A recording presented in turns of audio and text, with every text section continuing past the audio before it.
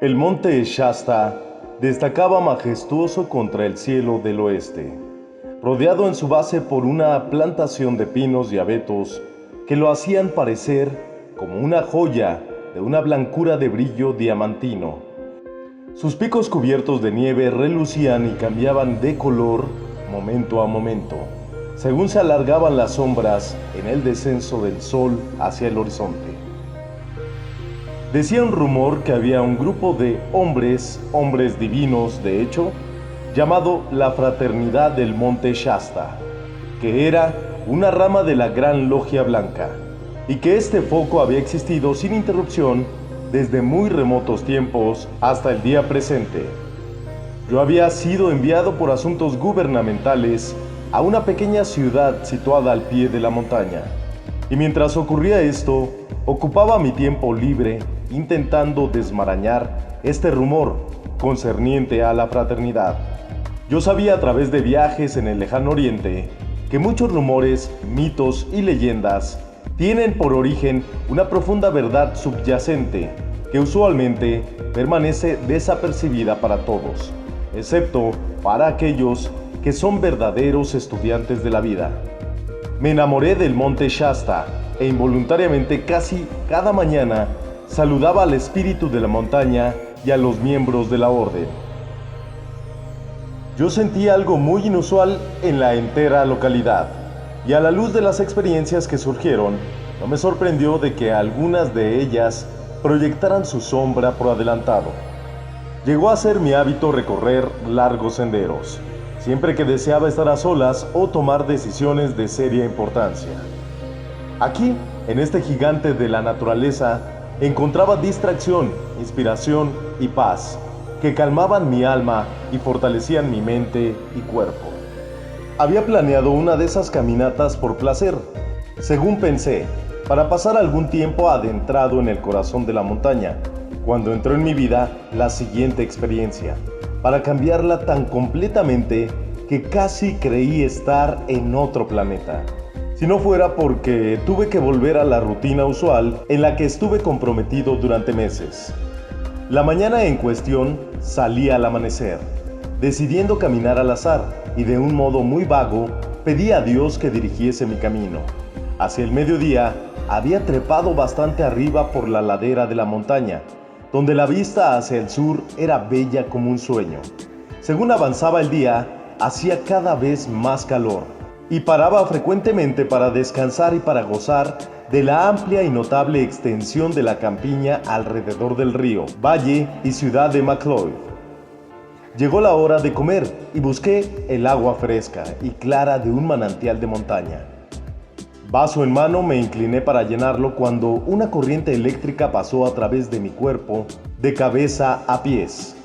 Miré alrededor y directamente detrás de mí se hallaba un hombre joven, que a primera vista parecía ser alguien que estaba dando un paseo como el mío.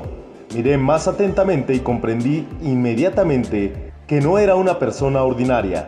Según pasó este pensamiento por mi mente, él sonrió y se dirigió a mí diciendo: «Hermano mío, si me alarga ese vaso, yo le daré una bebida mucho más refrescante que el agua de manantial».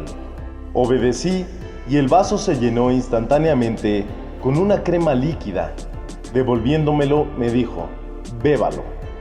Lo hice así, y podrían haber visto mi asombro.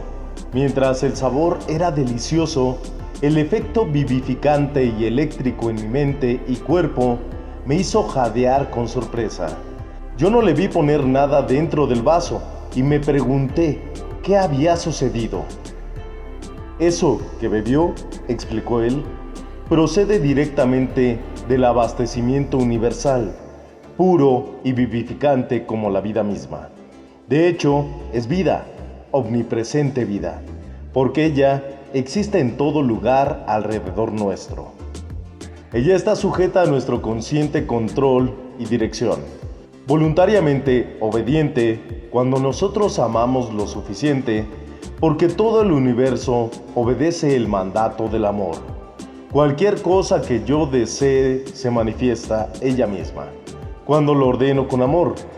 Yo sostuve el vaso, y aquello que desee para usted apareció. Observe, Yo tan solo extiendo mi mano y si deseo oro, obtengo oro. Instantáneamente apareció en la palma de su mano un disco con la medida de una pieza de $10. Nuevamente continuó: veo dentro de usted una cierta comprensión interna de la gran ley, pero no es externamente consciente de ello lo suficiente como para producir lo que desea directamente del abastecimiento universal. Usted ha deseado ver algo de este tipo tan intensamente, tan honestamente y tan determinadamente que no fue posible por más tiempo impedírselo.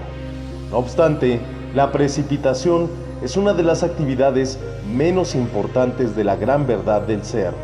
Si su deseo no hubiese estado libre de egoísmo y de la fascinación por los fenómenos, tales experiencias no habrían podido serle dadas. Cuando salió de casa esta mañana, pensó que salía a dar una caminata, es decir, en lo que se refiere a la actividad externa de su mente. En el más profundo y amplio sentido, estaba siguiendo realmente el impulso de su ser divino interno, que conduce hacia la persona, lugar y condición, donde su más intenso deseo pueda ser realizado. La verdad de la vida es: no puedes desear aquello que no tiene posibilidad de manifestarse en ningún lugar del universo. Cuanto más intenso es el sentimiento dentro del deseo, más rápidamente será obtenido.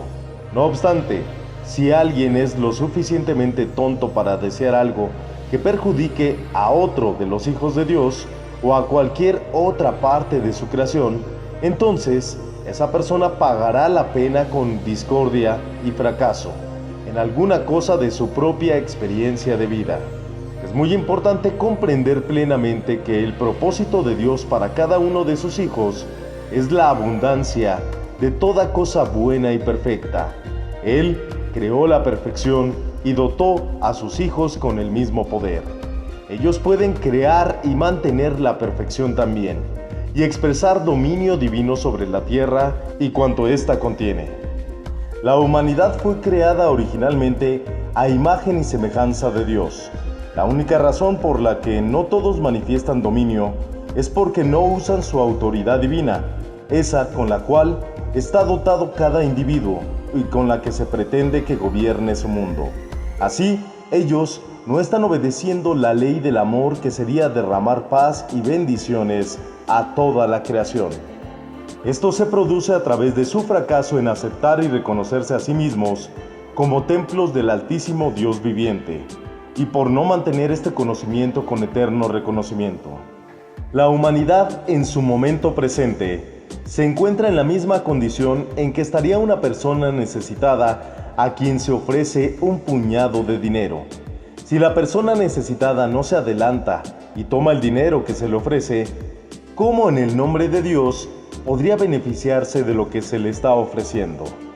La masa de la humanidad está exactamente en este estado de conciencia hoy día, y continuará en él hasta que acepten que el Dios que tienen dentro de sus corazones es el propietario, el dador y el hacedor de todo el bien que llega a sus vidas y al mundo. El ser personal de cada individuo debe reconocer completa e incondicionalmente que lo humano o la externa actividad de la conciencia no tiene nada propio suyo. Incluso la energía mediante la cual reconoce al gran Dios interno es radiada dentro del ser personal por el gran ser divino. Amor y alabanza al gran ser interno y a la atención mantenida enfocada sobre la verdad, la salud, la libertad, la paz, el abastecimiento o cualquier otra cosa que pueda desear para un uso correcto, serán traídas a su uso y mundo, si las mantienen persistentemente en su pensamiento y sentimiento conscientes, tan seguro como hay una gran ley de atracción magnética en el universo. La ley eterna de la vida es: lo que piense y sienta lo atrae a la forma. Donde está su pensamiento, allí está usted, porque es su conciencia y se convertirá en aquello en lo que piense. Cuando alguien permite que su mente se enfoque en pensamientos de odio, condenación, lujuria, envidia, celos, crítica, miedo, duda o sospecha, y deja que estos sentimientos se generen dentro de él, es seguro que obtendrá discordia, fracaso y desastre en su mente, en su cuerpo y en su mundo. Mientras persista en dejar que su atención esté enfocada con tales pensamientos, tanto que sean sobre naciones, personas, lugares, condiciones o cosas, él estará absorbiendo estas actividades dentro de la sustancia de su mente, su cuerpo y sus asuntos. De hecho, está forzándolas a entrar en su experiencia. Todas estas actividades discordantes llegan al individuo y a su mundo a través de su pensamiento y sentimiento. El sentimiento relampaguea a menudo antes de que uno sea consciente del pensamiento que lo genera en la conciencia externa, conciencia que puede usar para controlarlo. Y esta clase de experiencia debería enseñar al individuo lo tremenda que es la energía contenida en sus muchas creaciones, que se ha acumulado a través del hábito. La actividad del sentimiento en la vida es el punto menos protegido de la conciencia humana. Es la energía acumulada con la cual son propulsados los pensamientos en la sustancia atómica, y de este modo los pensamientos se transforman en cosas.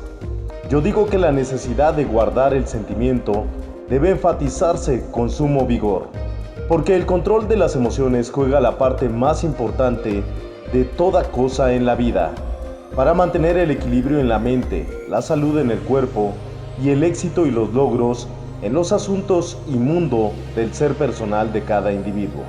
Los pensamientos nunca llegan a ser cosas hasta que son revestidos con el sentimiento.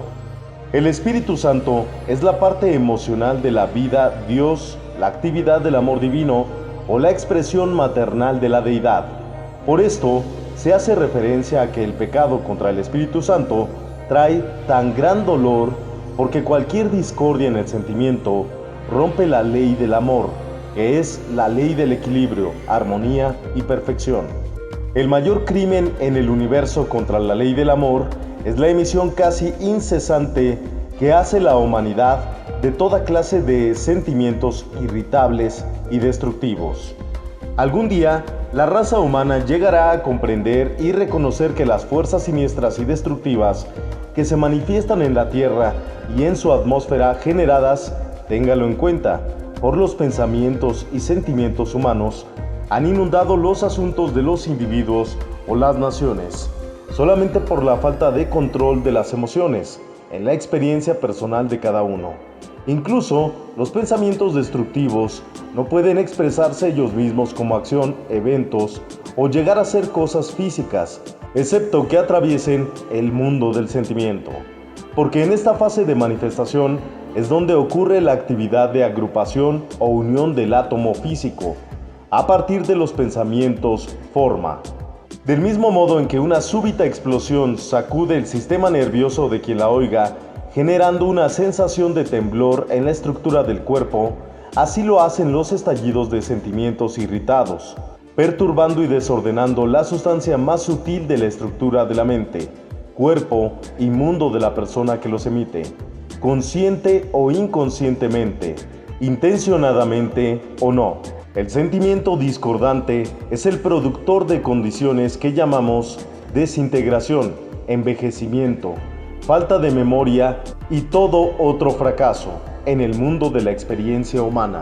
El efecto sobre el cuerpo es el mismo que el que se producirá en la estructura de un edificio, si la masa que une sus ladrillos estuviese recibiendo repetidos golpes y estos golpes se incrementasen. Estos golpes continuos separarían las partículas que contiene el mortero, colapsando el edificio en una masa caótica, y desaparecería su forma. Esto es lo que la humanidad está haciendo constantemente con la estructura atómica del cuerpo humano. Expresar pensamientos y sentimientos discordantes en el ser personal de uno mismo es el camino de menor resistencia y es la actividad habitual del individuo no desarrollado, indisciplinado y testarudo que rehúsa comprender la ley del propio ser y rehúsa traer el ser personal, que es tan solo un instrumento de expresión a obedecer esta ley. Aquel que no pueda o no quiera controlar sus pensamientos y sentimientos va por mal camino, porque toda puerta de su conciencia está ampliamente abierta a las actividades desintegradoras vertidas por las mentes y emociones de otras personalidades.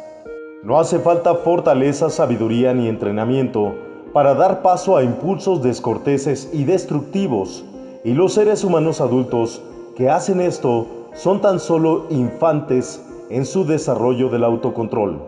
Es una desdicha en la vida de la humanidad que no se enseña a tener mayor control de las emociones desde la cuna a la tumba. Prestar atención a este punto particular en el mundo occidental es la mayor necesidad hoy en día. Es fácil ceder a los pensamientos, sentimientos y actividades discordantes porque la masa de la humanidad se encuentra sumergida, como si dijéramos, en un entorno y asociación enteramente creados por ella misma. El individuo, a través de su control de la conciencia externa, debe hacer el esfuerzo de superar esta condición por su propio libre albedrío, con objeto de superar permanentemente estas limitaciones, y nadie puede quitar de su mundo la miseria, la discordia y la destrucción, hasta que él sujete su propio pensamiento y sentimiento. Con ese control, él se niega a permitir que la vida, que fluye a través de su mente y cuerpo, se llegue a cualificar con la discordia procedente de cada pequeña ocurrencia perturbadora en el mundo a su alrededor. Al principio, tal disculpa requiere un esfuerzo continuo y determinado, porque los pensamientos y sentimientos del 90% de la humanidad corren tan incontrolados y libres como un perrillo vagabundo. No obstante, no importa la cantidad de esfuerzo que toma traer bajo control estas dos actividades, ya que merece la pena cualquier cantidad de tiempo, energía y esfuerzo empleados, ya que no puede haber verdadero y permanente dominio de la vida de uno sin ese control. Será mi placer y privilegio enseñarle el uso de estas leyes superiores. Su aplicación y uso le capacitarán para liberar verdadera sabiduría y conseguir total perfección. El primer paso para el control de su ser es aquietar toda la actividad externa de ambos, mente y cuerpo. Esto hará maravillas para aquel que haga este ejercicio con el esfuerzo necesario, de 15 a 30 minutos antes de ir a dormir y por la mañana antes de comenzar el trabajo del día. El segundo paso requiere que se asegure uno de no ser perturbado y después de llegar a estar muy aquietado. Imagine y sienta su cuerpo envuelto en deslumbrante luz blanca. Los 5 primeros minutos debe sostener esta visión y reconocer y sentir intensamente la conexión entre el ser externo y el magno Dios interno, enfocando la atención sobre el corazón y visualizándolo como un sol dorado. El siguiente paso es reconocer, acepto gozosamente ahora la plenitud de la magna presencia divina, el Cristo puro. Sienta la gran brillantez de la luz e intensifíquela en cada célula de su cuerpo, por lo menos durante 10 minutos de tiempo. Entonces, finalice la meditación con el mandato siguiente. Yo soy un hijo de la luz. Yo amo la luz. Yo sirvo la luz. Yo vivo en la luz. Yo estoy protegido, iluminado, abastecido por la luz. Yo bendigo la luz. Recuerde siempre, uno llega a hacer eso sobre lo que medita, y puesto que todas las cosas proceden de la luz es la suprema perfección y control de todas las cosas. La contemplación y adoración de la luz obliga a que la iluminación ocurra en la mente, salud, fortaleza y orden entrando en el cuerpo, y paz, armonía y éxito manifestándose en los asuntos de cada individuo que quiera realmente hacerlo y busque mantenerlo. Todo el tiempo a través de los siglos y en cada era, bajo toda condición, se nos ha dicho por todos los que han expresado los mayores logros de la vida que la luz es la suprema, la luz está en todo lugar y en la luz existen todas las cosas. Esta verdad es justamente tan verdadera hoy como lo fue hace 1.000.000 de años, tan remotamente como se encuentre un rastro de la humanidad. los sabios y grandes seres de todas las épocas son representados con una gran radiación de luz alrededor de ellos, emanando de la cabeza y el cuerpo de cada uno. Esta luz es real, justamente tan real como las luces eléctricas de nuestros hogares. No está lejano el día en que serán construidas máquinas para revelar la emanación de la luz alrededor de cada individuo, a la vista física de todo el que quiera observarla. Tal máquina también mostrará la contaminación y decoloración que llega a ser una nube alrededor de la luz de Dios, que el ser personal genera con los pensamientos y sentimientos discordantes. Esto es el modo mediante el cual se usa y cualifica mal la energía de la gran corriente de vida. Si quisieran practicar este ejercicio fielmente y lo sintiesen en cada átomo de su mente y cuerpo, con profunda intensidad, recibirían abundantemente prueba de la inmensa actividad, poder y perfección que reside y está activa por siempre dentro de la luz. Cuando hayan experimentado esto, incluso durante un corto periodo de tiempo, no necesitarán pruebas posteriores. Ustedes llegan a ser su propia prueba. La luz es el reino. Entren en él y queden en paz. Retornen a la casa del Padre. Después de 10 días de usar este ejercicio, es bueno hacerlo 3 veces al día, mañana, mediodía y noche. Nosotros oímos a menudo esta queja: oh, yo no dispongo de todo ese tiempo. A todos los que son de esta opinión, deseo decirles simplemente esto: el tiempo que gasta la persona media en criticar, condenar y culpar a la gente, a las condiciones y a las cosas, por no ser como ella piensa, si fuese ocupado con este reconocimiento y uso de la luz, haría posible manifestarse el cielo en la tierra. Para el individuo que ose probarlo y tenga la determinación suficiente para mantenerlo, nada es imposible. La luz nunca falla. La luz es el modo divino de crear y mantener orden, paz y perfección a través de la creación. Cada ser humano sobre esta tierra dispone de todo el tiempo que desee en el cual hacer esto, cuando su deseo para hacerlo es lo suficientemente intenso.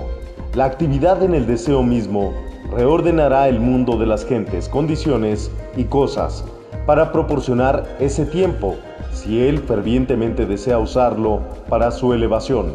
Ninguna persona en el mundo es una excepción a esa ley, porque el deseo intenso para hacer algo constructivo, cuando llega a ser suficientemente intenso, es el poder de Dios que libera la energía necesaria para crear y expresar la cosa deseada.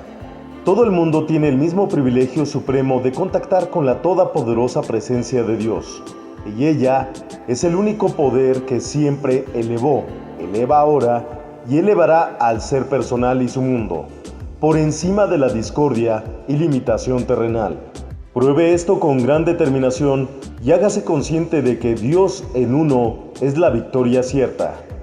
Cuando finalizó su discurso, comencé a comprender que debía ser uno de los maestros ascendidos, porque no solo me había dado pruebas de su dominio sobre los elementos, sino que además me había enseñado y dado explicaciones, tal como lo hizo. Me senté preguntándome cómo era que me conocía. Hijo mío, dijo él, contestando mi pensamiento de inmediato. Yo le conozco desde hace eones. La elevación de su pensamiento por su esfuerzo consciente ha hecho posible nuestro contacto en este momento, a pesar de que siempre he estado en contacto con usted, estando en los cuerpos más sutiles. Su esfuerzo consciente para poder alcanzar a alguno de los maestros ascendidos abrió el camino para que yo viniese a usted en un modo más tangible, es decir, tangible para sus sentidos físicos. Veo que no me conoce lo bastante en su conciencia externa. Yo estuve presente durante su nacimiento, en la muerte de su madre, y fui el instrumento que les puso en contacto a usted y a Lotus en el momento adecuado, para no retardar su avance. Nuevamente intervine para traer a su hijo a su vida en esta encarnación. No obstante, tenga un poco de paciencia. Siéntase un momento y permanezca tranquilo. Obsérveme atentamente y le revelaré mi identidad. Hice como me indicó, y quizá en apenas un minuto completo vi su cara, cuerpo y vestiduras transformarse en la viviente, palpitante, tangible presencia del maestro Saint Germain, sonriendo ante mi asombro y disfrutando de mi sorpresa. Él estaba allí ante mí, como la figura magnífica de un dios vistiendo con una túnica blanca enjollada, y con la luz y amor en sus ojos que revelaban y probaban el dominio y maestría que poseía. Este, explicó él, es el cuerpo en el cual trabajo la mayoría del tiempo, cuando me ocupo del bienestar de la humanidad, a no ser que el trabajo que hago requiera un contacto más estrecho con el mundo externo de los negocios, y en este caso hago que mi cuerpo asuma las características y vestimenta de la nación con la cual deba trabajar en ese momento. Oh, exclamé yo, ahora le reconozco porque le he visto muchas veces como ahora, en los niveles internos de la conciencia. Hijo mío, explicó, ¿ves lo que es la auténtica maestría? Nosotros, en el estado ascendido, podemos controlar la estructura atómica de nuestro mundo del mismo modo en que un alfarero controla el barro. Cada electrón y átomo del universo es obediente a nuestro deseo y mandato, debido al poder de Dios por el cual lo controlamos y del cual hemos ganado el derecho de ser los directores. La humanidad no ascendida se maravilla ante estas cosas, pero les aseguro, no nos requiere más esfuerzo cambiar la apariencia de nuestros cuerpos del que le requiere a un ser humano corriente cambiar su ropa. La desafortunada condición de la naturaleza humana que mantiene a los individuos en sus autocreadas limitaciones es su actitud mental, que lo mismo teme que ridiculiza aquello que no comprende, o lo que es peor, en su ignorancia dice, eso es imposible. Hay cosas que no son posibles bajo ciertas condiciones, pero el ser divino, que es la gran luz, puede cambiar todas las condiciones humanas, de modo que nada es imposible. Cada individuo tiene la llama divina de la vida dentro de él, y ese ser divino suyo tiene el dominio donde quiera que uno se mueva en el universo. Si uno, a causa de su propia inercia mental, no quiere ejercer el esfuerzo necesario para reordenar sus viejos hábitos de la mente y el cuerpo, proseguirá atado a las cadenas que él mismo se forjó. Pero si elige al Dios interno y se atreve a dar a ese ser divino todo el control de sus actividades externas, recibirá el conocimiento, una vez más, de su dominio sobre toda sustancia, dominio que ha sido suyo desde el comienzo. Ha llegado el momento en el que muchos de los seres humanos están despertando rápidamente y debe hacérseles comprender, en algún modo, que ellos han vivido una y otra vez en cientos, a veces miles de vidas, cada vez en un cuerpo nuevo. La ley de la reencarnación es la actividad en el crecimiento humano que da al individuo una oportunidad de restablecer un equilibrio para las condiciones que conscientemente lanzó al desequilibrio. Es tan solo una actividad de la ley de comprensión, causa y efecto, o lo que puede ser llamado un proceso equilibrador automático, gobernando todas las fuerzas en todo lugar del universo. La correcta comprensión de esta ley proporciona la explicación de muchas de las condiciones de la experiencia humana, que de otro modo parecen totalmente injustas. Es la única explicación lógica de las infinitas complejidades y experiencias de la creación humana, y descubre la operación y ley sobre la cual descansa toda manifestación. Esto hace comprender a uno que no existe tal cosa como la casualidad o el azar. Todo está bajo directa, exacta y perfecta ley. Cada experiencia de la conciencia tiene una causa anterior, y toda cosa al mismo tiempo es la causa de un efecto futuro. Si un hombre daña a una mujer en una vida, es seguro que reencarnará en forma femenina y pasará a través de una experiencia similar hasta que comprenda y experimente eso que hizo soportar a otro. La misma cosa es cierta para cada mujer, que sea injusta o dañe a un hombre.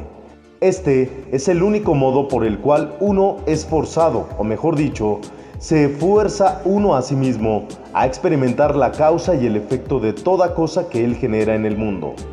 El individuo puede crear y experimentar cualquier cosa que desee en su mundo, pero si elige hacer algo que haga experimentar discordia a otros, entonces se obliga a sí mismo a pasar por una condición similar hasta que comprenda el efecto que produce su creación sobre el resto de la vida del universo. Venga conmigo y revisaremos una vida física en la que usó una forma femenina en Francia, en la cual fue una cantante de gran éxito con una voz de exquisita belleza y poder. Inmediatamente, sin el más mínimo esfuerzo por parte mía, estuve fuera de mi cuerpo físico, viéndolo claramente mientras reposaba sobre el suelo. Me pregunté si estaría a salvo sobre la ladera de la montaña, y en contestación a mi pensamiento replicó Saint Germain: no se preocupe, nada en el mundo puede dañar su cuerpo mientras estamos fuera. Observe. Instantáneamente vi mi cuerpo rodeado por una llama blanca, formando un círculo de unos 15 metros de diámetro. Él colocó su brazo derecho alrededor mío, y vi cómo nos elevábamos rápidamente del suelo, mientras me ajustaba con prontitud a su acción vibratoria. No hubo un definido sentimiento de movimiento a través del espacio, pero de pronto vimos hacia abajo, un pueblo en el sur de Francia, y él continuó: aquí nació usted como hija única, la hija de una bella mujer, cuya vida fue un ejemplo de idealismo muy adelantado con relación a la mayoría de aquel periodo. Su padre fue un marido y compañero muy devoto, de alta cultura e inspirado por el primitivo espíritu cristiano. El éter atmosférico de cada entorno registra todo lo que ha ocurrido en esa localidad. Reviviré esos registros etéricos y podrá ver imágenes vivientes dando cada detalle de su vida. Usted cantó en la iglesia de esta localidad y estudió con una maestra que persuadió a sus padres para que le permitieran que la entrenara. Hizo rápidos progresos y entonces recibió todavía mayores ventajas al trasladarse ellos a París. Después de un año de intenso estudio, llegó una oportunidad para cantar ante la reina de Francia, y a través de su patrocinio tuvo actuaciones en muchos de sus salones. Esto le aseguró una carrera musical exitosa. Francia y el éxito prodigaron sus dones sobre usted durante los 5 años siguientes y acumuló mucha riqueza. De pronto, sus padres pasaron a través del cambio físico llamado muerte, y el impacto fue muy grande para usted, seguido por varias semanas de seria enfermedad. Cuando se recuperó y retornó de nuevo a los conciertos, una nueva cualidad compasiva se había incorporado a su voz, a través de la reciente experiencia del dolor. Un hombre que había guiado mucho de su estudio musical, llegó a ser director de su trabajo público, y usted llegó a depender de él como alguien que parecía ser digno de confianza. A continuación siguieron 14 años de brillante éxito, al final de los cuales usted enfermó repentinamente y falleció en el plazo de una semana. Sus joyas y sus riquezas las dejó a cargo del director para ser usadas en ayuda a otros y para cumplir ciertos planes para los cuales había trabajado toda su vida. Apenas había finalizado los ritos funerarios cuando tuvo lugar un completo cambio dentro de él. La codicia tomó enteramente posesión de él. Ahora le mostraré este hombre a quien conoció hace algunos años aquí en América en su vida presente. Estoy bastante seguro de que recordará claramente el incidente de negocios. A continuación me mostró una relación comercial en el cual yo pretendía ayudar a diversa gente mientras estaba en el oeste, hacía unos 10 años, en conexión con un representante del gobierno belga. A este hombre, continuó él, se le dio una oportunidad aquí para corregir la equivocación cometida con usted en Francia. Se le mostró la condición y supo perfectamente bien la situación por la cual se lo mostramos, pero no era aún lo suficientemente fuerte para dejar operar la gran ley cósmica de justicia y saldar esa deuda. Si lo hubiese hecho de propia voluntad, hubiera obtenido la libertad en muchos modos y le hubiese permitido progresar mucho más rápidamente en esta encarnación. Es de ese modo como la vida externa mantiene al individuo atado a la rueda de la necesidad, renacimiento, continuada lucha y dolor, hasta que permitimos que la luz del Cristo interno nos ilumine y purifique, para que podamos responder solamente al plan de Dios, amor, paz y perfección para su creación. Esta es la clase de lección que uno no olvida, nunca, porque la enseñanza objetiva registra la experiencia en la visión, lo mismo que en la mente. El registro en la vista es más profundo y necesariamente recibe más atención desde la actividad externa del intelecto. La esencia de esta experiencia olvidada hace tiempo se fijó ciertamente ella misma en mi memoria permanentemente, porque puedo recordar cada detalle de ella hasta hoy en día, tan claramente como cuando la observé con él. Ahora, prosiguió él, recordaremos otra encarnación suya ocurrida en Egipto. Nos elevamos del suelo y proseguimos rápidamente hacia adelante. Yo era muy consciente del mar Mediterráneo, según pasábamos sobre sus bellas aguas. Nos dirigíamos a Karnak y Luxor cuando tomamos de nuevo contacto con la tierra. Observe atentamente, dijo él. Este registro es de un templo muy antiguo en Luxor. No es de esos cuyas ruinas están explorando hoy los arqueólogos, sino uno que es anterior a cualquier otro que haya sido descubierto hasta el presente. Si ellos supiesen dónde buscar, encontrarían templos magníficos en un estado de conservación casi perfecta. Indicándome un cierto lugar lleno de ruinas, que es todo lo que los viajeros pueden ver hoy, la escena fue reemplazada por la actividad en el éter, tal como había sido originalmente toda su belleza y esplendor, mucho más magnífica que cualquier cosa la cual tenga idea la presente generación. Los jardines y estanques estaban rodeados por grandes pilares de mármol blanco y granito rosa. La localidad entera llegó a ser viviente, real y vibrante, y justo tan tangible como cualquier ciudad física actual en la Tierra. Se veía tan perfectamente natural y normal que pregunté de qué modo hacía él tan vívidas estas experiencias. El hombre y su creación, replicó él. Como también la naturaleza, también una contraparte etérica, un patrón, que hace su impresión eterna sobre la atmósfera alrededor de él, donde quiera que se mueve. El patrón de la actividad del individuo y de la experiencia de la vida está dentro de su propia aura todo el tiempo. Un registro similar existe en el aura de cada localidad. Un maestro ascendido puede, si así lo elige, revivificar o revestir el registro de las actividades anteriores del individuo, donde quiera que esta persona ocurra que se halle, porque el patrón sobre el cual reúne el maestro ascendido la estructura atómica está siempre en el aura de ese individuo. Cuando el maestro reviste el registro de una localidad, debe hacerlo en el mismo y específico lugar, porque tal registro, cuando se reviste, llega a tener la misma forma y estructura viviente que tenía antes, cuando se construyó por primera vez en la sustancia física. De este modo, es posible agrupar de nuevo la estructura física de un edificio completo y de sus alrededores cuando así lo desea el maestro ascendido, para lograr algún buen propósito. Cuando uno ha obtenido este dominio dado por Dios, él puede revestir y reanimar cualquier registro etérico que desee, hacer visible para enseñar o en beneficio de estudiantes y de otros. Cuando hace esto, es tan real como la realidad misma. Y los objetos revestidos se pueden fotografiar, manipular y hacer tangibles a los sentidos físicos de aquel que los observe. Fíjese, me recordó él, usted está experimentando estas actividades en su cuerpo más sutil, pero no son menos reales a causa de esto, porque su cuerpo físico es solamente una vestidura que usted, el ser consciente, pensante y experimentador, lleva puesta. Es lo mismo que si llevara un grueso abrigo en el frío invierno y solamente un traje ligero en un día del caluroso verano. Las experiencias en el traje ligero no serían seguramente menos reales que las vividas cuando lleva puesto el abrigo grueso. Traigo esto a su atención para que pueda entender las actividades mayores y menores de la vida. Examinemos entonces los terrenos, el entorno y la arquitectura. Venga y entremos, dijo él. Y mientras hablaba, avanzamos unos pasos y atravesamos la entrada principal, entrando dentro del mismo templo. Nosotros entonces nos volvimos actores vivientes y al mismo tiempo observadores de la experiencia siguiente. Pasamos dentro de la parte principal del templo y proseguimos hacia el santuario interno.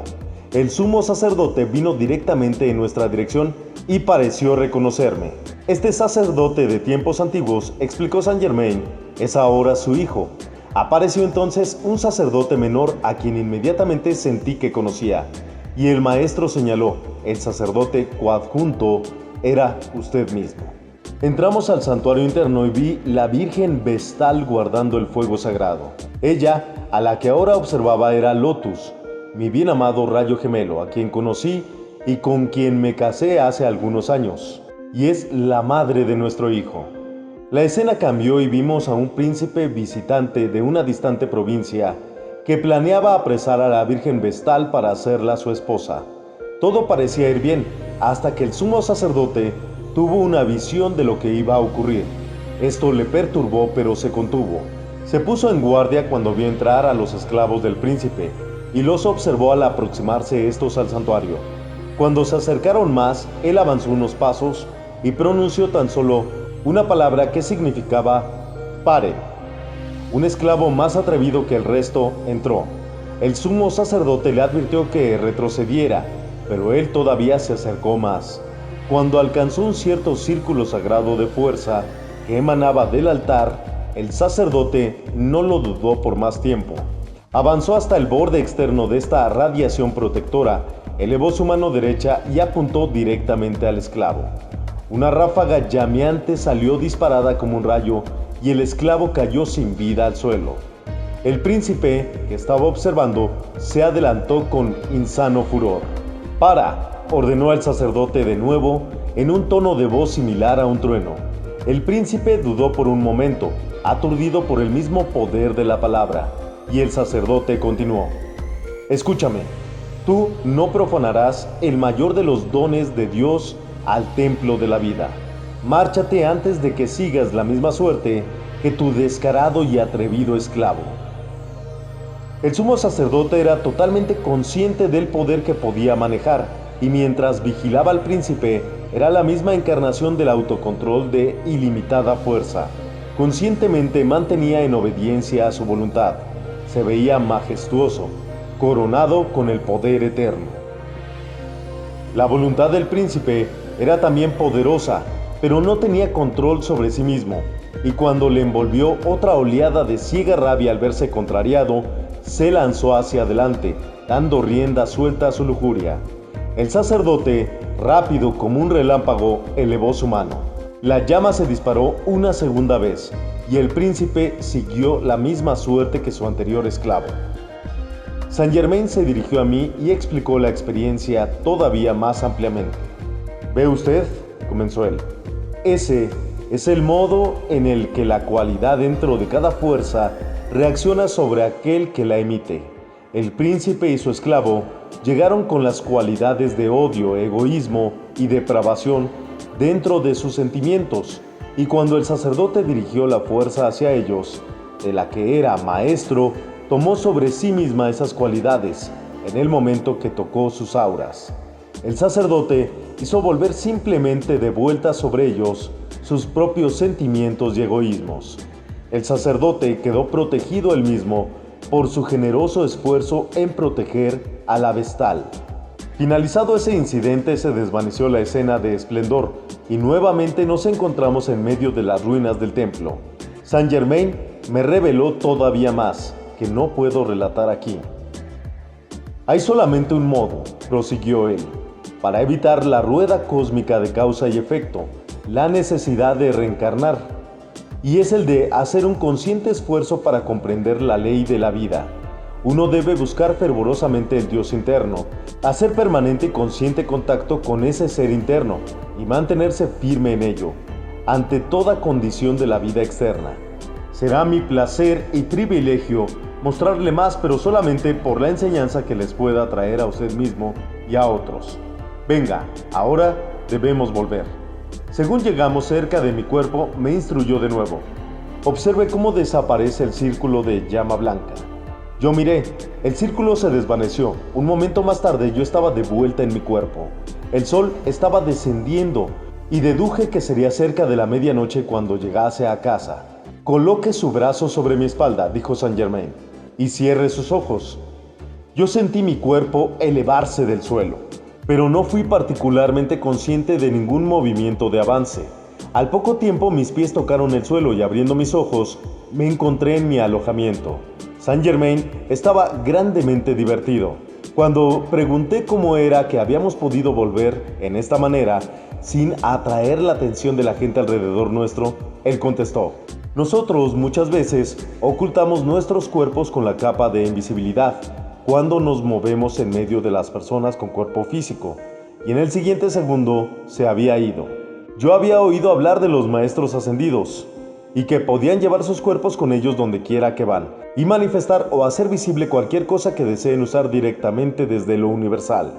No obstante, fue una cosa muy diferente experimentar un contacto real con uno de ellos, e intenté comprender plenamente la maravilla de la experiencia. Para Saint Germain fue evidentemente una ocurrencia muy normal. Me senté en silenciosa reflexión durante un largo tiempo, con profunda gratitud, intentando comprender y darme cuenta plenamente de su explicación de la ley concerniente al deseo. Él enfatizó su importancia y actividad como el poder motivador del universo, para propulsar nuevas ideas que fuerzan una expansión de conciencia dentro de la vida de cada individuo. Él lo había explicado diciendo: el deseo constructivo es la actividad expansiva dentro de la vida, porque tan solo en este modo vienen a la expresión mayores y mayores ideas, actividad y logros en el mundo externo de la sustancia y la forma. Dentro de cada deseo correcto está el poder de su realización. El hombre es el Hijo de Dios.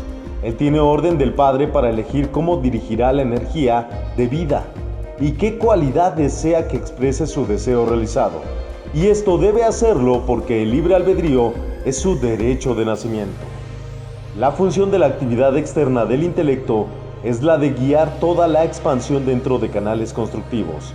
Este es el propósito y debe ser el externo: permitir que la gran vida o energía divina sea solamente usada para gratificar los deseos de los sentidos, que es el hábito de la masa de la humanidad, y que lleva a su uso destructivo y siempre, sin ninguna excepción, está seguido por la desarmonía, debilidad, fracaso y destrucción. El uso constructivo del deseo es la dirección consciente de esta ilimitada energía divina, mediante la sabiduría. Todo deseo dirigido por la sabiduría lleva alguna clase de bendiciones al resto de la creación. Todo deseo dirigido por el Dios interno sale con el sentimiento de amor y bendice siempre. Los siguientes días los pasé escribiendo este registro de mis experiencias. De pronto, una mañana al despertarme, encontré una tarjeta dorada sobre la mesa cercana a mi cama. Parecía una pieza de oro metálico y sobre ella había una frase corta escrita en un bello color violeta: vaya a nuestro lugar de cita de la montaña a las 7 de la mañana. Firmado por Saint Germain. Guardé esta tarjeta cuidadosamente y apenas pude esperar que pasara el tiempo intermedio. Tan grande era mi expectación. Tempranamente la mañana siguiente, mientras preparaba un bocado, sentí un claro impulso de no llevar nada conmigo. Obedecí y decidí confiar que mis necesidades serían satisfechas directamente desde lo universal. Alegre de corazón, pronto estuve de camino, determinado a no perder ninguna oportunidad de hacer preguntas si eran permitidas. A medida que me aproximaba al punto de encuentro, mi cuerpo llegó a sentirse cada vez más ligero, hasta que cuando apenas faltaba 1,5 kilómetros, mis pies casi no tocaban el suelo. No había nadie a la vista, de modo que me senté en el tronco de un árbol para esperar a Saint Germain, no sintiendo fatiga alguna, aunque mi caminata había sido de unos 17 kilómetros. Mientras meditaba sobre el maravilloso privilegio y bendición que había llegado a mi vida, oí romperse una ramita y miré alrededor esperando a ver a Saint Germain. Imaginen mi sorpresa cuando, alejada, no más allá de 15 metros, vi una pantera aproximándose lentamente hacia mí. Mi cabello debió ponerse de punta. Quise correr, gritar, lo que fuese. Tal era el sentimiento de miedo dentro de mí. Hubiera sido inútil moverme porque un salto de la pantera habría sido fatal para mí. Mi cerebro dio vueltas por el gran miedo que sentía, pero una idea se abrió paso claramente y mantuvo mi atención con fijeza. Yo comprendí que tenía la magna presencia de Dios justo dentro de mí y que esta presencia era todo amor.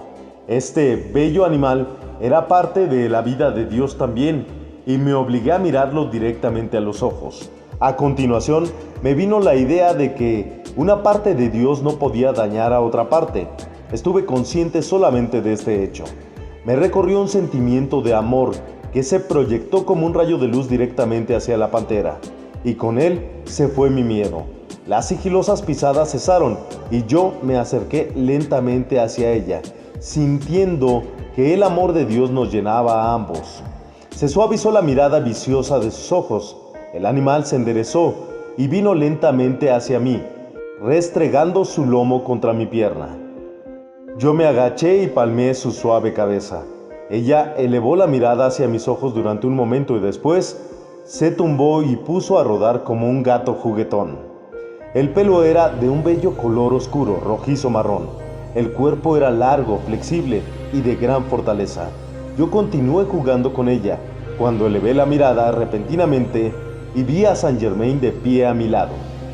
«Hijo mío», dijo él, «yo conocía su gran fortaleza interna, de lo contrario, no hubiese permitido semejante prueba.